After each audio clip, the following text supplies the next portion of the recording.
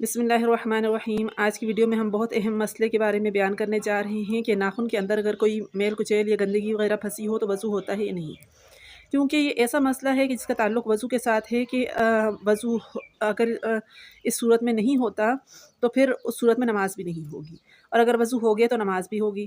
تو اس لیے جو ہے اس کو نہ صرف خود سمجھ لینا چاہیے بلکہ اس کو اوروں تک بھی ضرور پہنچانا چاہیے۔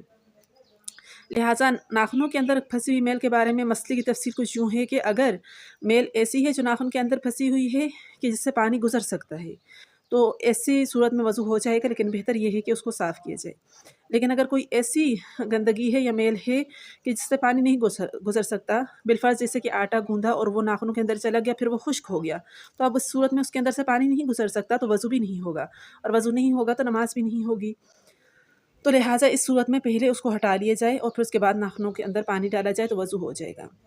لہٰذا ناخنوں کو کاٹ کے رکھنا چاہیے تاکہ میل کچیل کا سسٹم نہ آئے۔ پھر اگر بالفرض کبھی ناخن بڑے رہ گئے، کبھی بسا اوقات ہو جاتے ہیں، تو پھر ان کی صفائی ستھرائی کا خیال رکھا جائے۔